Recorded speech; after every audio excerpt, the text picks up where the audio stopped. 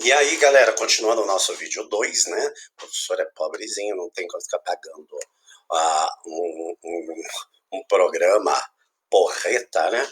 E é também pressa, né, gente? Então, a gente falou no último vídeo aqui sobre alguns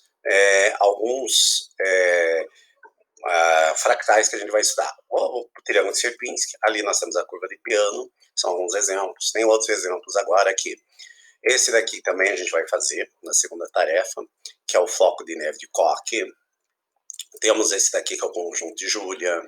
Temos esse daqui que é a curva, o conjunto de Cantor, que a gente não vai fazer, normalmente a gente faz em sala de aula, mas esse conjunto de Julia e o de Cantor a gente não vai fazer. Aqui, quem que descobriu, quem que organizou esse fractal? Descobriu meio maluco, não tem descobriu. Na verdade, ele organizou.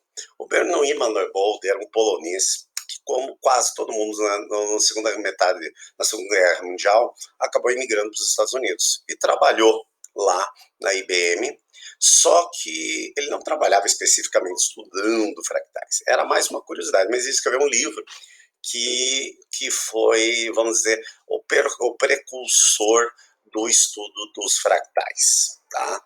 Mas naquele momento ainda era muita curiosidade. Essa palavra fractal, ela vem do grego fragere, que quer dizer quebrado, fraturado, irregular, que vem do adjetivo fractus, que quer dizer fractal em português. Então, os fractais, hoje em dia, já têm muita utilização, né? E eles são objetos que não necessariamente têm uma dimensão inteira, pode ter aquela dimensão entre 1 e 2, entre 2 e 3, e também elas são complexas na forma mínima quanto na forma global também, tá?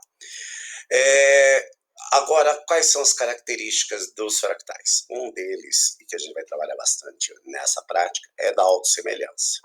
Outra característica, a dimensão e a complexibilidade finita. A autossemelhança significa o seguinte, que a gente tem numa parte, por exemplo, se a gente olhar aqui, 1/3 desse triângulo de Sierpinski, se você for olhar, ele corresponde ao grande, então ele é autossemelhante. Se eu pegar essa partezinha pequena, ele lembra exatamente o grande, e assim sucessivamente. Por isso que a gente diz que é a autossemelhança. Agora, nós temos também uma autossemelhança aproximada que a gente tem de folhas, né? Folhas é um grande fractal na natureza, né? Nosso sistema de veias, nosso corpo, nosso sistema nervoso também é um exemplo de fractal de aproximação.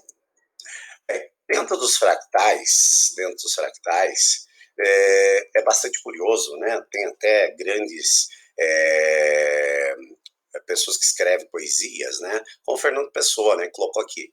E também um mundo com tudo aquilo que contém, com tudo aquilo que nele se desdobra. E afinal, é a mesma coisa variável e variada em cópias iguais. Mais ou menos imagine aquele fractal que a gente acabou de ver, né? Que a pequena parte corresponde também à ideia do todo.